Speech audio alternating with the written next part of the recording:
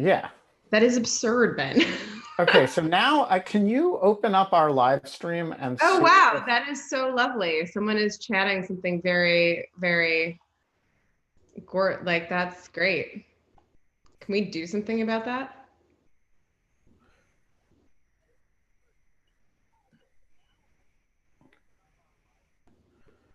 All right. I think, can you open our live stream and see if we are actually Yeah, now on YouTube as well? We should have a we live are. stream. Cool. Yeah, it's working. All right. So let me go to that and then tweet out the YouTube live location. And then we will be on both. This works much better than what we were trying to do yesterday.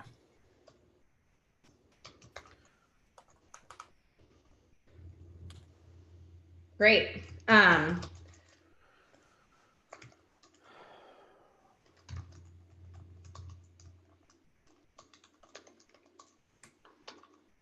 How was your day? All right. There we go. So let's tweet this out. And then all we need is one Anna Salvatore, and we will be in business.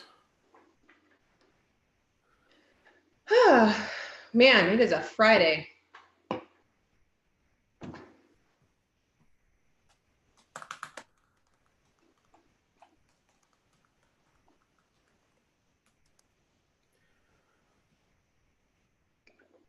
All right. Let me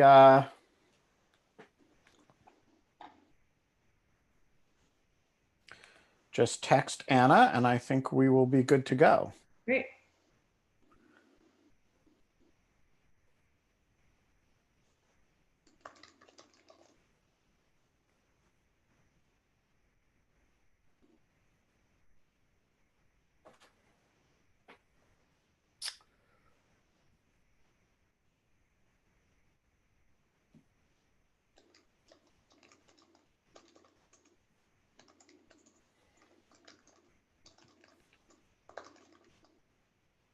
Here she is.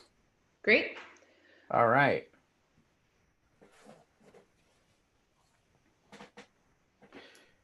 Anna, turn on your camera. Hi. Hello. Hi.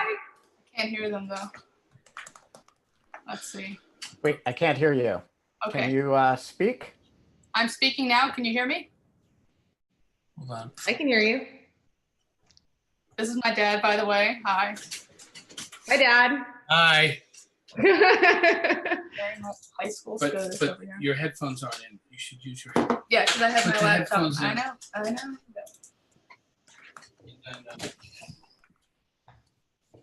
No, don't. I know. I'm just touch. doing. Don't touch that. Put the headphones in.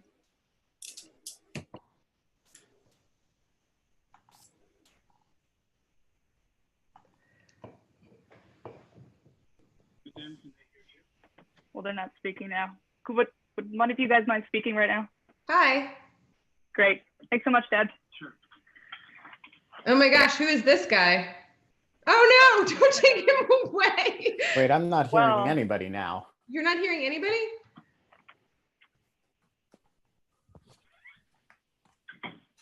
Kate, can you speak? Yep, I'm talking. Anna, you can hear me, right? Yep, I can hear you. Okay, I can hear Anna and Anna can hear me. But Ben, you.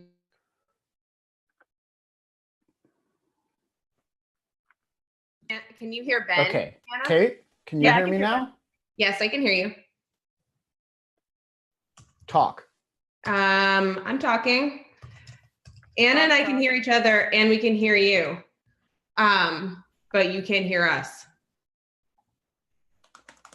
My dog just So- walked in, but now she's left. Um,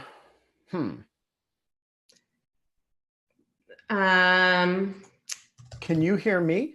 yes. but I cannot hear you guys. Now I can. Oh, Aha, there okay. we go. Hi. That's what I had a feeling it was your output. You good? Yeah, it is. It is the remarkable failure to unmute my computer. Uh-huh. All right, and it is 4:59, and we are ready to go. We are live on YouTube, and we're live on On Zoom. so all I have to do is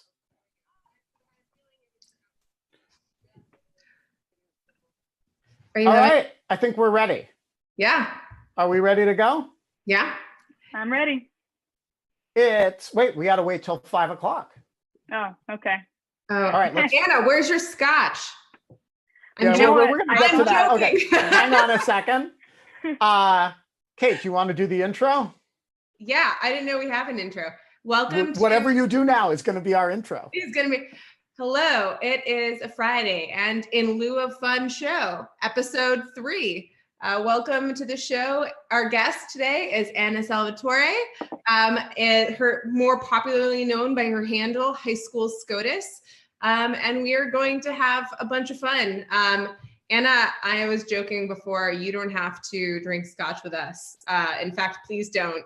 I feel like I should, that's like the last possible thing that I should be joking about as a law professor. Yeah, because if you drink scotch, then we will be corrupting youth. Because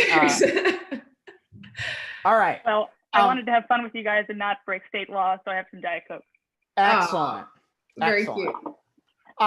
All right, so a few logistical announcements. For those who are attending on the Zoom call, you guys can actually kind of participate in this. So if you want to send a question to Anna or to us, use the Q&A function and send us questions, and we will, depending on your preference, we can read the question. We can even bring you in audibly so that you can hear. For those of you who are joining us on YouTube, you can't ask questions unless you want to come into the Zoom meeting, in which case you're more than welcome. But we figured this would be a better way to do this than what we tried to do yesterday. And I want to personally apologize to all of you for the tech disaster yesterday, which was not a function of my having had too much scotch. I think it was a function of my computer not having quite enough processing power. So we're doing it this way instead. Should give us some more capability. We all spend all day on Zoom these days anyway, so we're pretty comfortable with it. So, use the functionality that you have. We can be engaged with you as you want. And again, if you're watching us on YouTube and you want to take part in the conversation, just come on over to Zoom. We'd love to have you. And we will go back and look at the YouTube comments later, but we can't do that in real time while we're doing this as well. All right, let's get started. Kate, what's on your mind? I don't know. How'd you spend the day? It was a good day. I taught 2 makeup classes, which were exhausting. I'm just getting, it's just so hard. Anna, I don't know, are you doing remote classes for your high school? Yeah, although we don't do video calls all that often, maybe once or twice a week. Most of the time it's just digital assignments, like watching a video or reading part of a book. So how does remote second semester senior year at in New Jersey high schools work? Like what are you actually spending your time doing? I think you know the answer to that. I think a lot of it is kind of reading for fun, walking my dog, and then maybe doing some work that I have to get done. In English, actually, we're reading The Stranger, which I'm excited about. So we were told to read the first couple chapters. Although it's not why don't they have you reading The Plague? I know. Camus wrote a book called The Plague. I mean, if you're going to read Camus this year, why The Stranger? The Sorry. Stranger has an entire scene in it where you're like trapped, where the guy is trapped. I forget, like, I remember reading that in high school, and he's trapped in a tree trunk, and he talks about watching the clouds go by and that being like a sufficient way of like passing the time. It's not so different from what we're all doing now. Oh, exactly. Yeah, and the sun blinds him and he can't think of anything. I think we're all kind of sun blind. So here, Anna, here's the key question. How, in your friend group, is anyone actually doing the work in school, or are you just, is this basically like senior skip 3 months? Depends on the class. I've been doing my statistics work, and I think people have been doing that. Other than that, really not much at all. We're enjoying it as much as we can, as well as going a little bit crazy. Yeah. Are you guys, go ahead then. No. So how are you spending your time? Like, what are you doing with yourself? So I've been binging the West.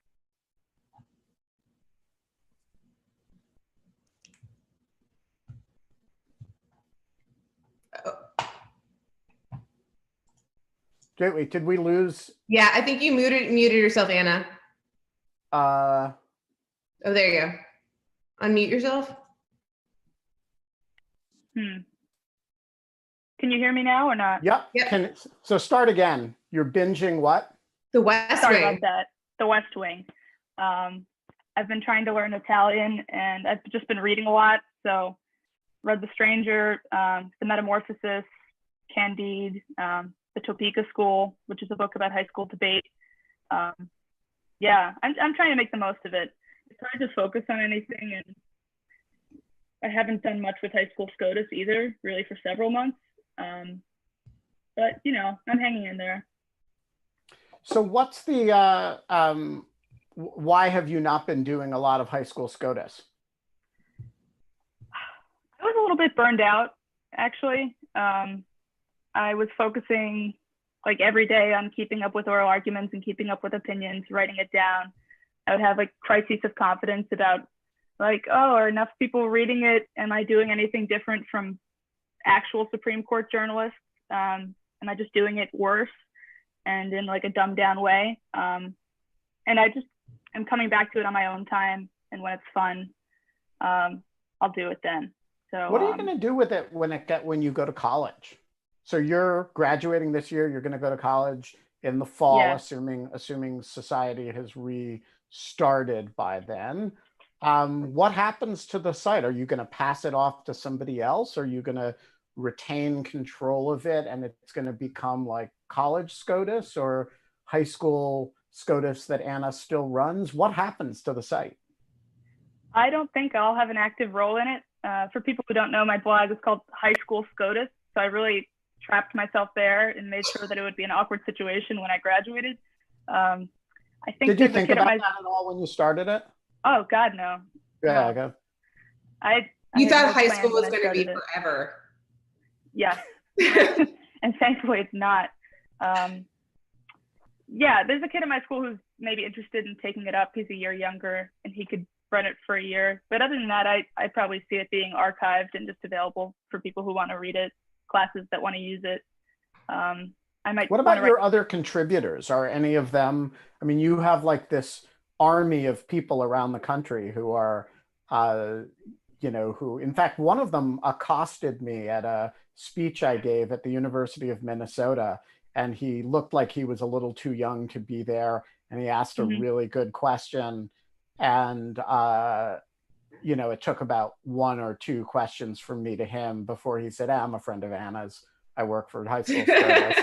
And he was like a sophomore at some local high school. It was pretty awesome. So like what happens to your, I don't know who he was, but you probably do. What happens to your network? Yeah, friend of Anna's is like a code term for a Supreme Court nerd under 18. Yeah, that's Curtis. He lives in Minnesota. He's brilliant. He's like a little Josh Blackman. Yeah, the best part of the blog has been having this community of nerds I didn't know before. They're from like, I guess you know the drill, but like North Carolina, California, New York City. And so they haven't been writing as much because some of them have graduated and moved on to college. they have their own stuff to do and they haven't been writing as much, which is also part of the reason why I haven't been as active with the blog since December too. If there aren't a lot of articles coming in for me to edit or talk about with them, the excitement isn't there as much. I should probably work on recruitment a little more, tweet out to teachers to encourage their students to join the blog, but I don't know. I kind of laziness. I have to be honest, I totally remember my senior year in high school, and I was like, had been so overcommitted for so long and done so much stuff. I'm very sympathetic to kind of the wanting to dial it back a little and like whatever happens to it, happens to it. I feel like you did something kind of brilliant, and I mean, not kind of, you did something brilliant and innovative and really smart, and you made it all happen. And you should be able to kind of like rest on that a little bit and just kind of like take what you want from it and walk away. So I don't think that that's like completely wrong, but you have like, I mean, the other thing is that you've built something, and so you could create a legacy for it, or kind of, turn it into something more. But yeah, I totally understand your kind of, I think it's a healthy amount of self-awareness to not force yourself to keep tethered to it, and to like, that it's not bringing you happiness anymore or anything else. Yeah. Yeah, and Thank also, you. I appreciate that. you should also like, feel empowered in your life to have your interests change. Like my whole second half of high school, I thought the thing that I was really interested in was playing the French horn, and that's not what I do with myself anymore. And if you had like, and I don't regret a moment of time that I spent as a French horn player, like not a second of it. But I got to college and I had an injury actually that prevented me from playing initially. And I went to a college with a conservatory of music attached to it. And when I was ready to start playing again, the other freshmen who were around were so dramatically better than I was, and not in need of rehab from an injury, that I just got intimidated and never really played again. And that was fine, actually. That like letting my interests change at that point was like, probably did it for the wrong reason, but it was totally cool. And I ended up learning a lot of poetry, and I actually ended up learning how to listen to music, which I had never actually done in high school. And so like, it is like you shouldn't feel any pressure to have college SCOTUS because you had high school SCOTUS. It's like, if you go on to be like, I don't know, something completely unrelated in life, and you have this like cool thing that you did when you were in high school, which has nothing to do with it, that's totally cool. No, yeah, I'm excited for whatever happens. Maybe write for the school newspaper next year, or start an interviewing show of my own, because I really like interviewing, as you know. Do like a little mini Terry Gross show on campus, and use my youth as an excuse to talk to important people. Yeah, so I want to talk to you about that, because one of the people that you just cold called and basically wrote an email to and said, hey, can I interview you, was me. And I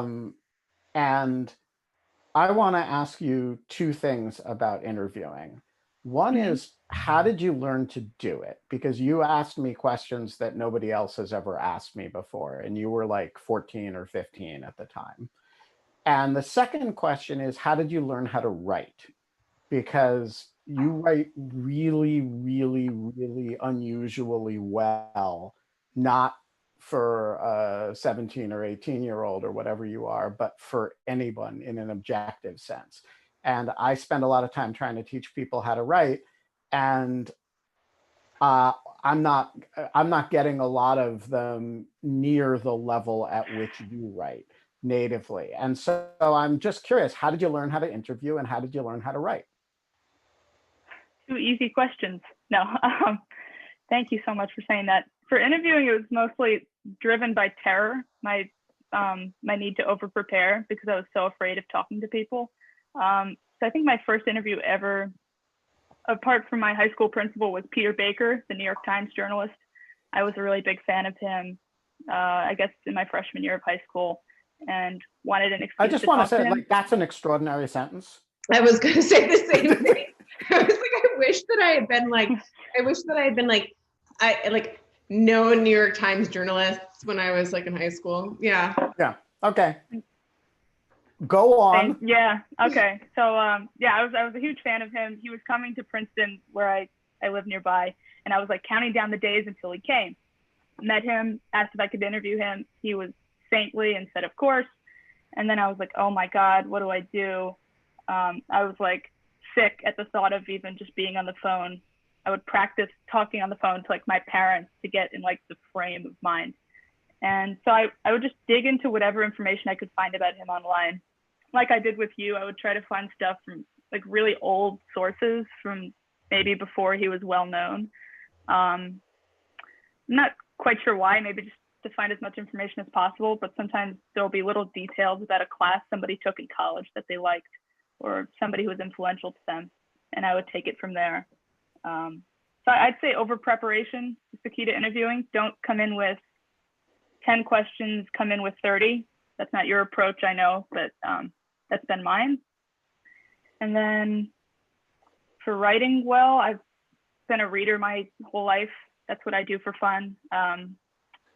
Sometimes I will try to write in the style of people whom I admire. That's what I did with Peter Baker's writing in freshman year. So I would diagram like one of his articles. I would start with like the intro paragraph and see how he structured just the beginning of the first sentence, what kind of like dependent clause, independent clause, dependent clause, okay, and work from there. That's like the nitty gritty kind of thing. That's but brilliant. Also, that's so brilliant. I mean, I think it took me years and years and years of writing and getting it wrong to kind of like identify. And like, then finally, I think my senior year in college, I took a writing intensive class that was like to teach other people writing. And that was like exactly what we did. So the fact that you like figured that out on your own is like insanely amazing. Thanks. Yeah, I just, I kind of loathed everything that I wrote, and I still do. So I tried to emulate certain people, copy everything they do, and then eventually some of their style will go away, and I'll keep some of it. So John McPhee has been a really big influence. I love John McPhee. Yeah. Oh my God. No, oh I'm my God. I with love him. that you say that. Okay. Sorry. Yeah. I'm always, I'm like, when people are like, who do you try to write like? And no one ever knows him. Sorry. Yeah. Wait, why do you like John McPhee? And what's your So favorite good. John McPhee stuff? What's your favorite thing? A Sense of Where You Are. I The really short love story. Encounters with the Archdruid. I haven't read that actually. Oh my God. I Yeah. would highly recommend that. Read that on Okay. while you're in the pandemic. That's your cool. No, we have like a whole section of the shelf of McPhee. For people who might not know, this is a kind of niche, nature-minded writer who's taught at Princeton for the past 2 decades. He calls his style creative nonfiction, which I really love. He'll take a topic like a profile of a headmaster of Deerfield or a profile of the Pine Barrens and have a literary approach to it. And his sentences are so concise, and there's not a single word in there that he hasn't agonized over, deleted if necessary, and put back in. He's incredible. So I've tried to copy him. He writes for the New Yorker as well. That's also like pretty much, that's how people know him more broadly. He has a number of books, but he writes for the New Yorker. And he's also really well known for, I mean, like you'd read Encounters with the Archdruid, and it is mostly like nature based, but you read that book and he takes this almost qualitative, empirical approach to following the people around that he follows, and you read kind of his take, and it is literary and it feels like creative nonfiction, but at the end of the day, you finish the book or you finish the essay and you have no idea necessarily like how like he feels about one like person or another. And so there's kind of like, or like one idea or another. And so it's kind of one of these moments in which there's I don't know, like a really, like, he's just a very truthful storyteller. And I think that it's it's just kind of a really powerful way of doing stories. I'm so glad that I forgot that he was at Princeton. Yeah, he's 89 though, quite old. Is he? Have you met him before? Once in the basement of Labyrinth Books, which is the bookstore in Princeton, just for like a few seconds, I spoke with him. So you should interview both him and Terry Gross. Oh, that would be a dream. They would totally do it. You should just email them and interview Terry Gross about the task of interviewing, and interview McPhee about writing. They're both reasonably close to you. So listen, we have a question from Anthony Ilanis, whose name may sound familiar to you. Yes, it does. Okay. And so I'm going to promote Anthony to panelist. Anthony, if you'll turn on your camera, then we'll be able to see you. And why don't you tell us who you are and then pose your question? Is this happening? This is surreal. Yeah, it's real.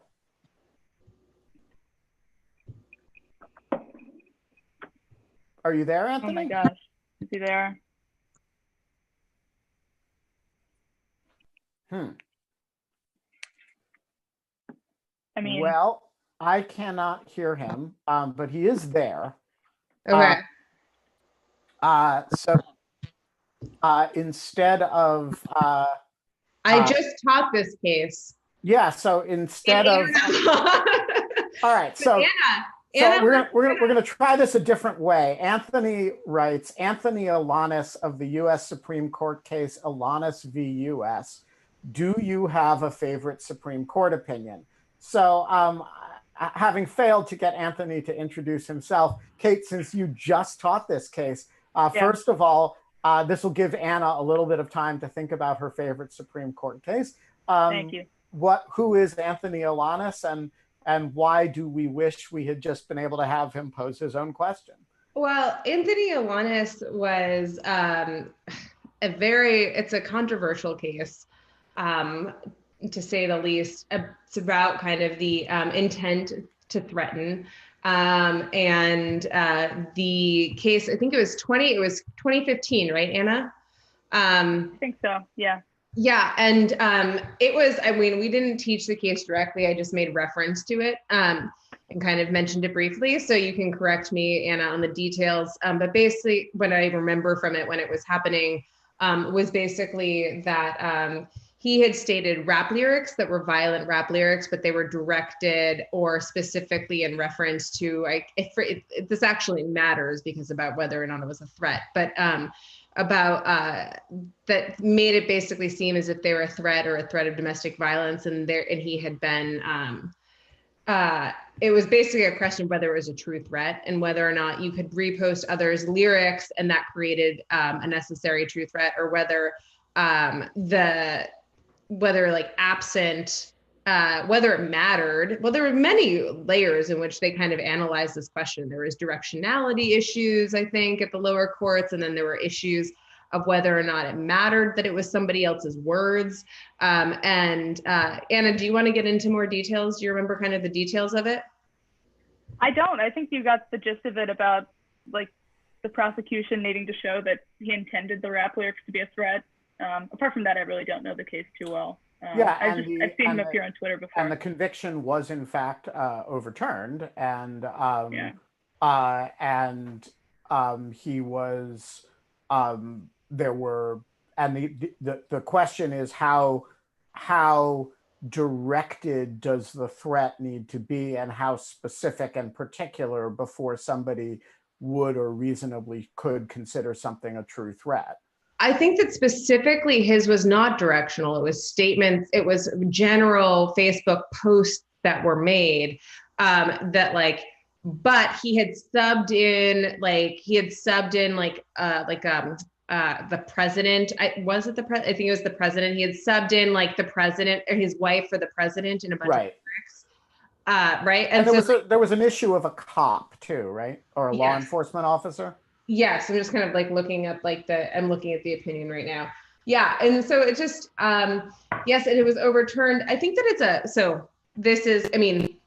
I should be a little bit more familiar with Alanis given what I do, but I actually don't deal with like this type of level of specificity in a lot of these types of cases. But it is kind of an interesting.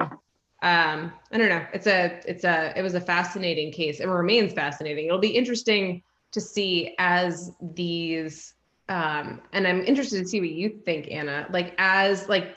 Are you familiar with Packingham? Did you follow the Packingham case? I know a little bit about it, that the sex offender was banned from Facebook in North Carolina, right? And he good to get access to it. Yep. And and the idea was basically like, well, we're not going to say that like Facebook is like stepping into the shoes of the government and is a state actor, but we are going to say that maybe it's a public square.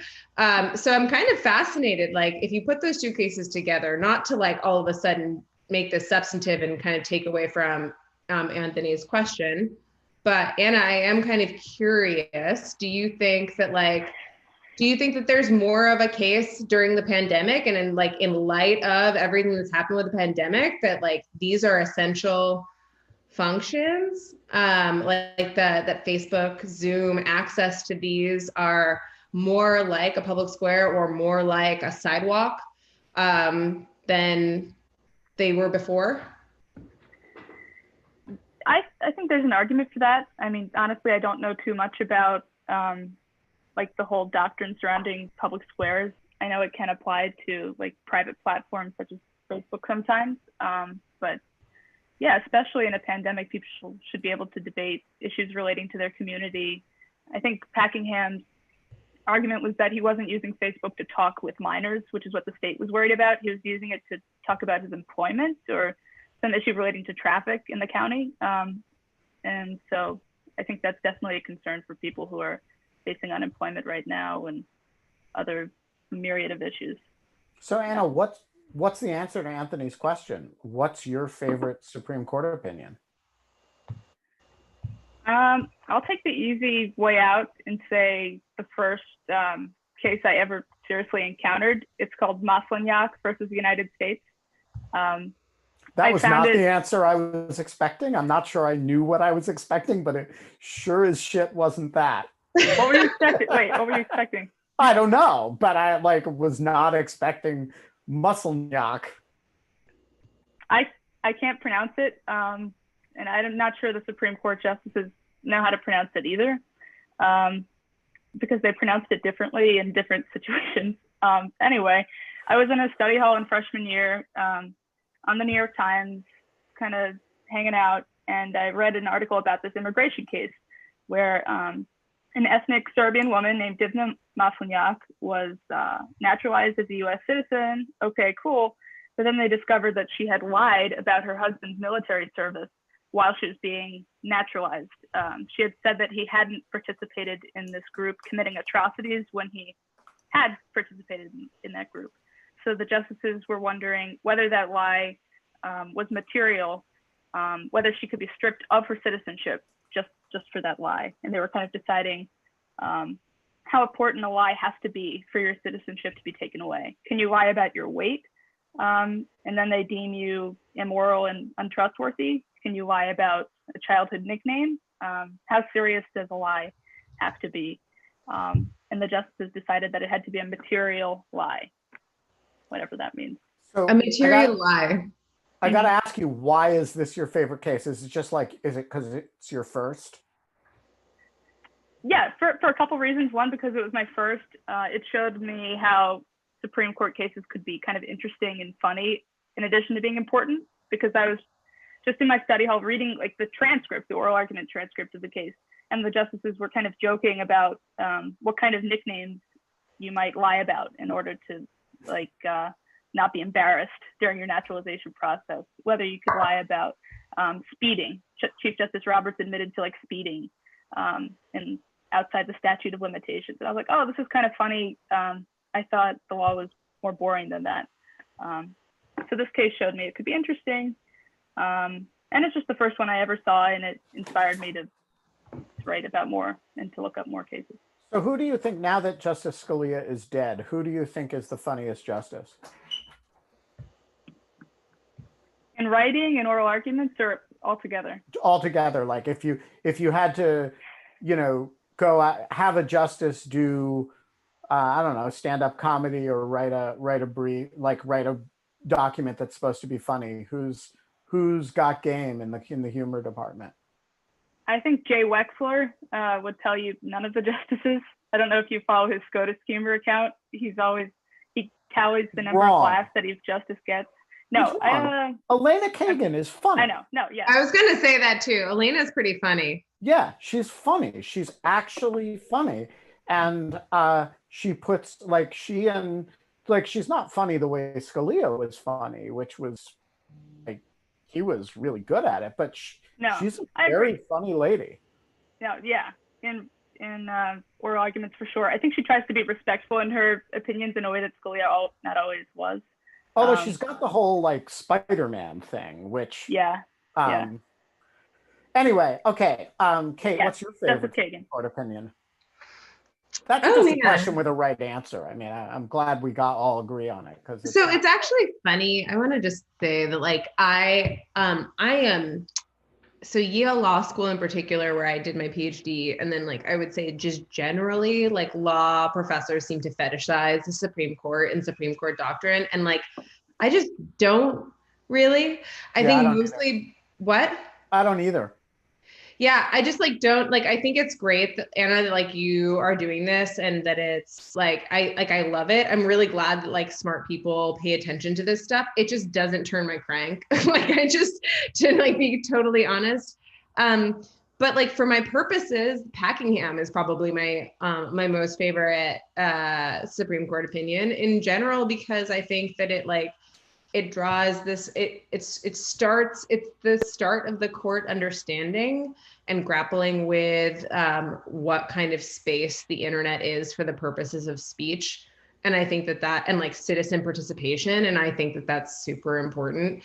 But I don't think it does that. Like the fact that they call it like social media public square, they do that in dicta. It's like not even in the holding. It's like, and so it's not even that great. Like, but yeah, I just think that's kind of how I feel about what about you, Ben? Do you have one? I do, but it's indefensible. What is it? My favorite Supreme Court opinion is Justice Jackson's dissent in the Terminiello case. Oh. So this decision is famous in history for only one thing, which is that it is the place where Jackson used the phrase, the Constitution or the Bill of Rights is not a suicide pact.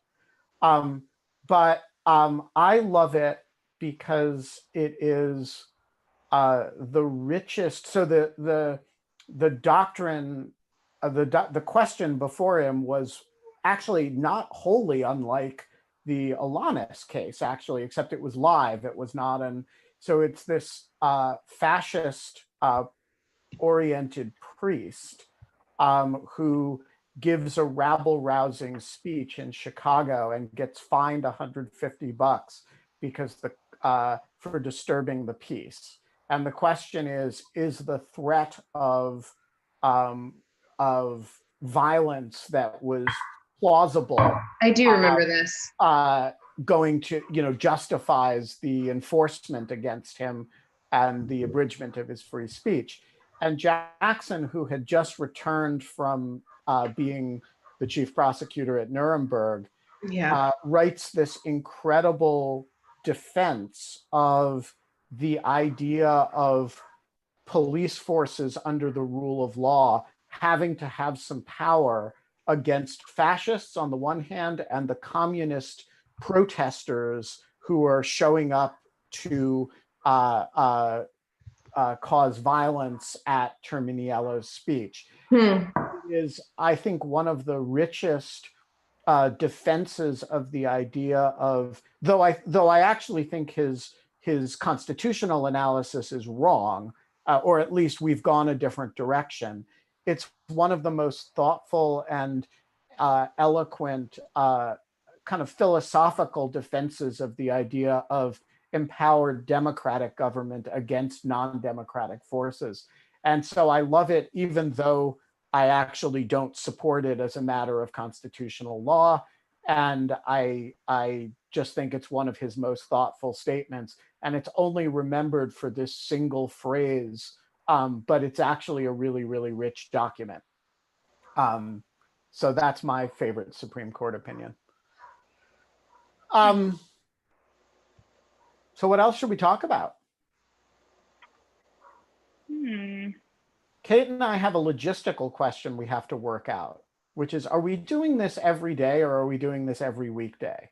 Oh yeah. What do you think, Anna? I've been teaching remotely. So law school is taught like there's no digital or video. It's me on Zoom like this with 60 students and then 30 students, and it's exhausting, and it's for 2 hours at a time, and half of them don't have their video turned on, and so I don't see their faces or their expressions, and it's like it's very lonely. Actually, it takes all the fun out of teaching. Like the only great part, like I think the only good part of teaching is like the connection that you're getting from like feeling like you're kind of like what you're saying is registering, they're getting it, they're learning, or they're not, and then you get to clarify it, and then they get it, and like I get none of that. It's like none of it. It's the worst. So anyways, my only point is that like I get sick of sitting in front of my computer for a while. Sure. Yeah, my teachers were bummed about that too. And if you turn your microphone off and your camera off, I mean, you can like walk around the house and come back and nobody really knows, right? I'm sure like your students are paying attention. Oh no, they're definitely doing that.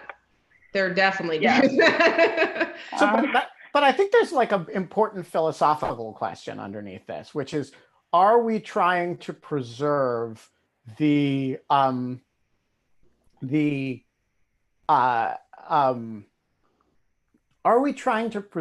distinction between weekdays and weekends? In which case, this should be something we do every work day.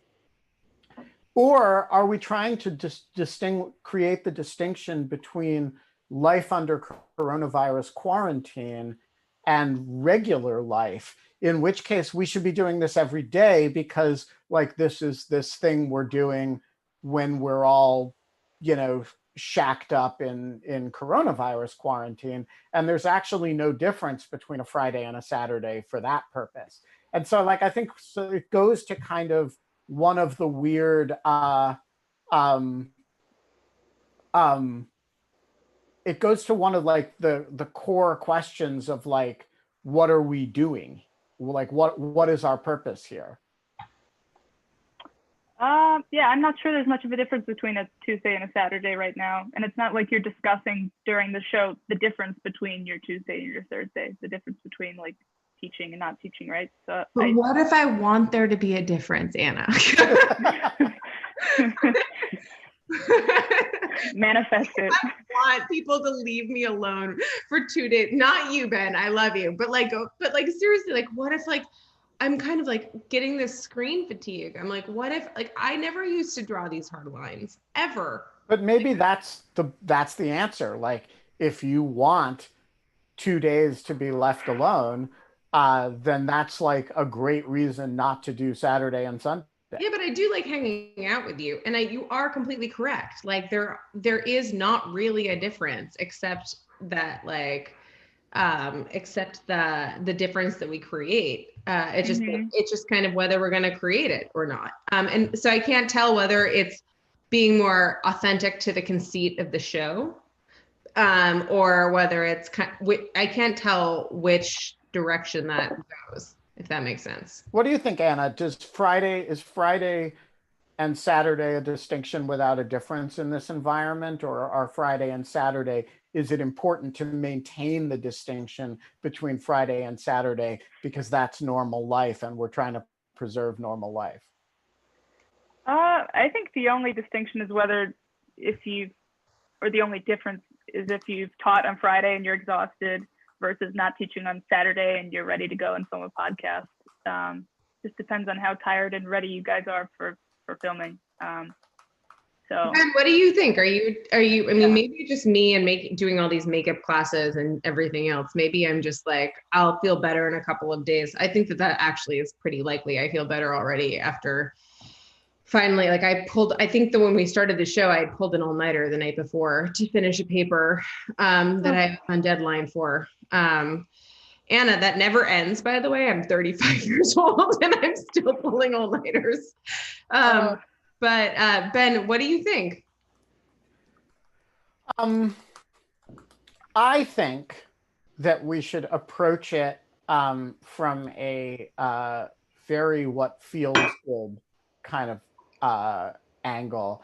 And we should simply wake up tomorrow and text each other sometime midday and say, hey, do you want to have a drink and do a show at 5 o'clock or not? And if the answer is yes, we should do it. And if the answer is no, I'm kind of enjoying not having a screen in front of me today, then we shouldn't. And we should kind of make no promises. And maybe we can, if we decide to do it, we do it with somebody who we can get on very short notice rather than somebody who like requires advance arrangement. Yeah, that's a great idea. I think like the rule of self-quarantine and self-isolation is to be easy on yourself if you can. I don't think anybody's going to be super upset at you if you're not filming something every day for an hour. Just do what feels right to you guys and keep bringing on interesting people and it'll work itself out. All right, from the mouth of babes, there it is. Wisdom, we will do a show tomorrow if we freaking feel like it. Yeah. And we'll tweet it out at some point. Yeah. That will be live. And if you miss it, well, you can watch it in retrospect or not watch it at all, because that's always an option for you too. Sounds like team spirit. Yeah. What else? What should we what else should we go over today? How bad are the numbers today? Which numbers? Oh, about the coronavirus? Yeah.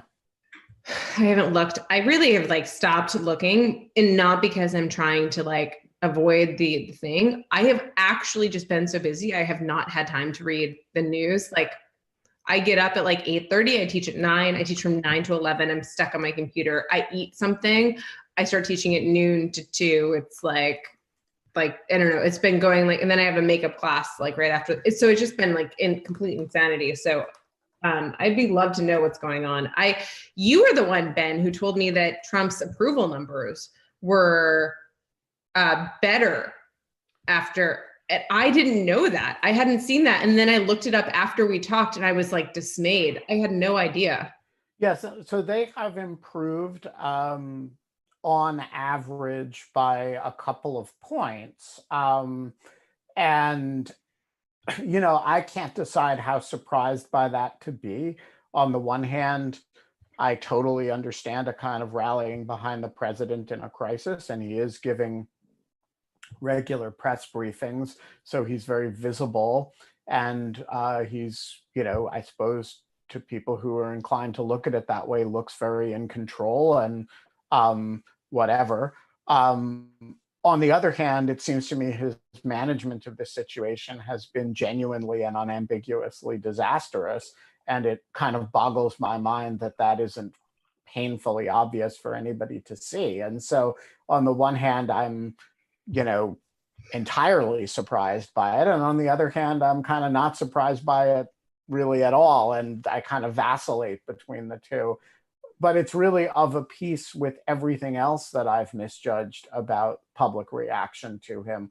All these things that I assume are going to,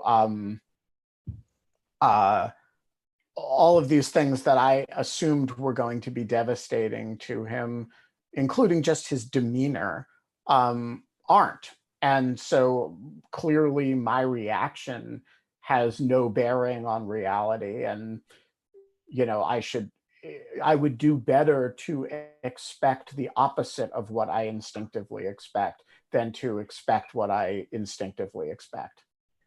I mean, I think that like a lot of people have that reaction. And I'm kind of, okay, so I had this thought at the beginning of the episode when you told us that you were watching The West Wing, and that's what you were doing with your, with some of your spare time during the pandemic. And I'm kind of, okay, so I'm curious about that for two reasons.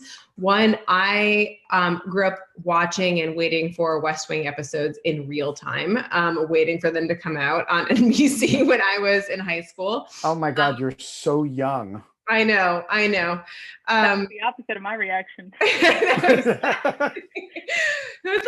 I think Kate is probably like mid-distance in age between Anna and me.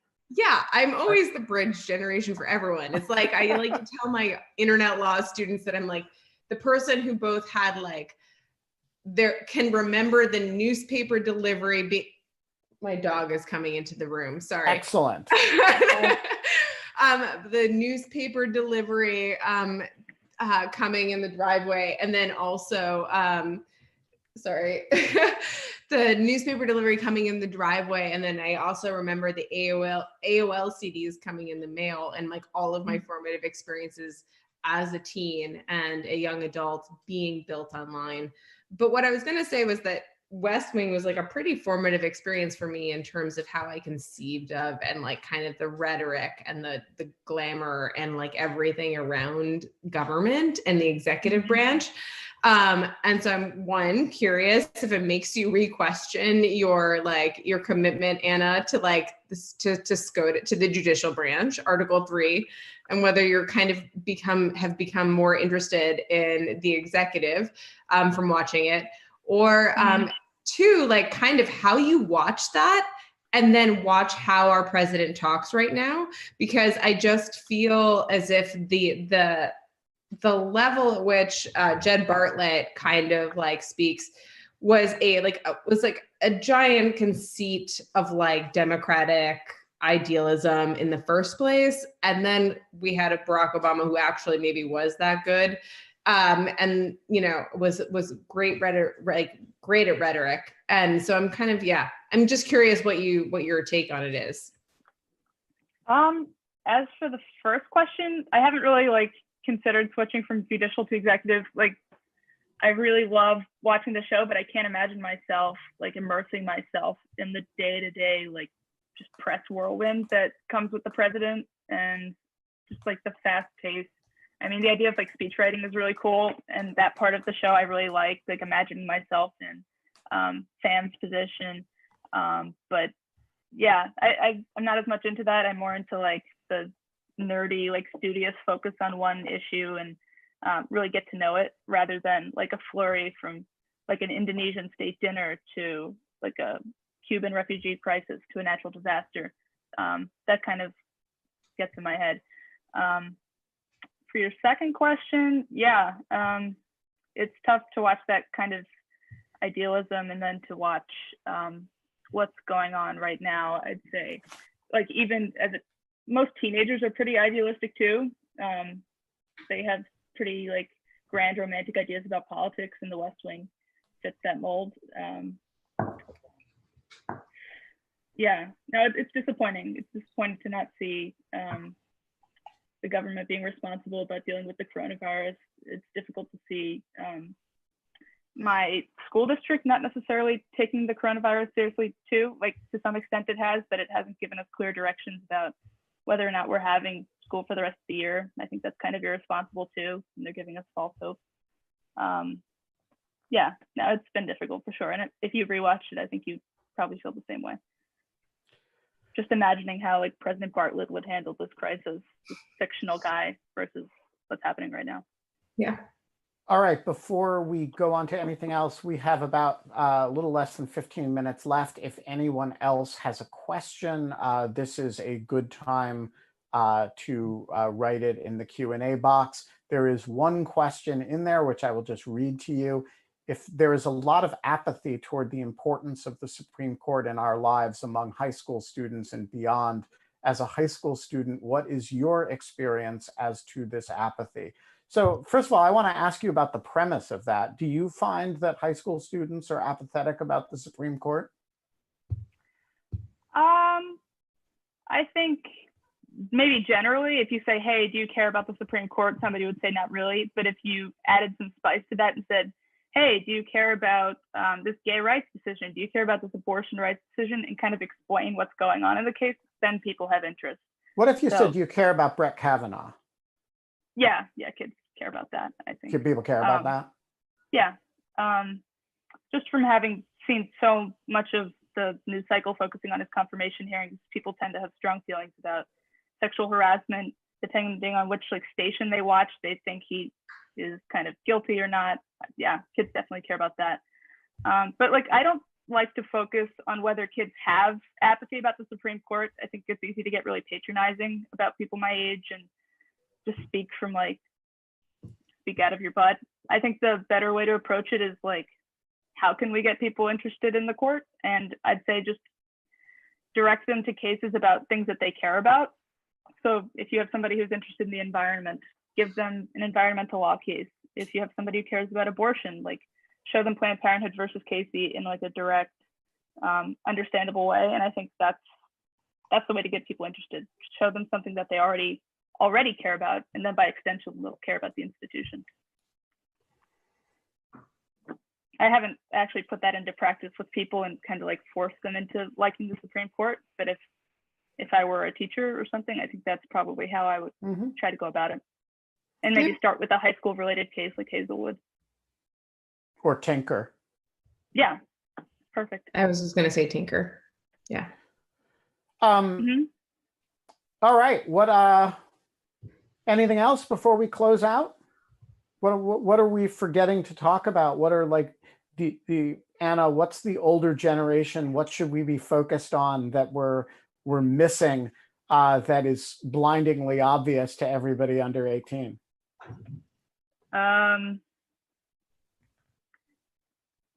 Don't download TikTok. It's a waste of time. Really? That's I mean, I have shocking it. to me. I speak as somebody who has fallen prey to it just by like spending way too many hours of my life. Do not do it. It's not worth it.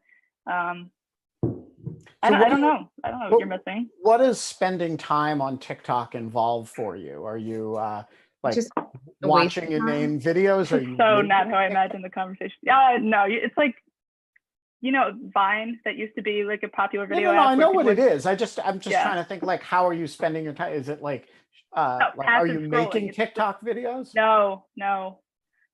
I just kind of scroll through You just get But stuck watching them. They're just like addictive to watch. Yeah, no, totally. This is why I deleted Instagram after a while. Like, but now I'm back to it because all of my friends, I don't have any way of like knowing what the hell they're doing.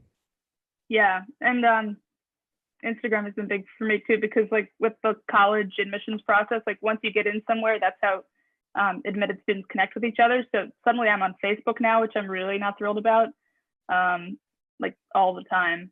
And that's been my life for the past few days, especially because a lot of decisions came out yesterday. And so a whole flood of new people were. Really? Usually they don't come out until the beginning of April. They came out yesterday? Yeah, they came out last night. Oh. So. Are we allowed to ask you? Yeah, sure. Yeah, I'm going to Princeton. Oh, congratulations. Yeah. That's amazing. But we've known that since the fall. You were an early admit? Mm-hmm. Oh, okay. Awesome. Well, very cool. Okay. Thank you. I didn't know that, Ben. Well, I was not like a high school student on like, where are you going to college? Have you? I know, I didn't want to ask. Thank you for that. Yeah. Like, that's like I'm not just not going to do that. I didn't want to ask. I asked kind of at the end. I just you didn't do anything wrong. I'm just telling you why I didn't lead with that. No, this is not like a family gathering where you hear like the same kind of thing at each station. Right. No. How many times in the last month have you been asked, where are you going to college? I've spent 2.5 weeks of the past month basically at home self-isolating, so not much at all. But in the fall, I heard it a ton. Yeah. Probably a few times a day, several dozen times a week, maybe. But you know, people are well-meaning and they care. They care enough to ask, so I didn't mind it too much. It's a weird mix. There's I remember when I was in high school, so I'm like probably 15 years ahead of you, I think, probably. But I still think that puts me in a generation that was like kind of similar to like the turbocharged kind of college admissions process, but we used to like write on a board in my AP calculus class everywhere you'd gotten admitted. That would never be a thing. I feel like that people would do now, like, but it was supposed to be like, oh, really proud. But yeah, Anna, you can say more. Like, do you think it's like not a thing that people do at all? Well, the new version of that is that people will post on their Instagram stories where their friends got in and say, congratulations, like Eva's heading to Cornell. And you'll see like streams of that on people's stories.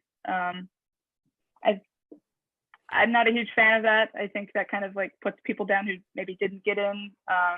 But yeah, it can definitely be a kind of snooty question to ask if you're like expecting a certain kind of answer. And I see where you're coming from with that. Well, congratulations to Eva, who's heading to Cornell. We're gonna bring this to a close. Anna, enjoy to the extent that you can self-isolation. Read The Plague instead of The Stranger. Okay. So we may have a show tomorrow, or we may not, depending on if we feel like it. Ditto Sunday. On Monday, we will actually have Danielle Citron again properly. That'll be good. Yeah. On Tuesday, we will have Oren Kerr. Oh my God, such a lineup. Yeah, and on Wednesday, by popular demand, I think, we're going to have my uncle, John Turk, who's going to talk about coronavirus in rural Montana and about sailing across the Pacific Ocean in a kayak. So that's all we've thought through so far. Check out our Twitter feeds for information about tomorrow's show if it's going to happen. And Kate, is there other stuff we need to say? No, I think that's pretty much it. Basically, check the Twitter feed to see when we're to have a link to the show, and we'll let you know if we're coming back tomorrow. We might do like a half-hour show or something, maybe something abbreviated, just you and I, or something like that. Whatever you feel like, right? Whatever we feel like. All right. Have a good night, all. Bye. Yeah.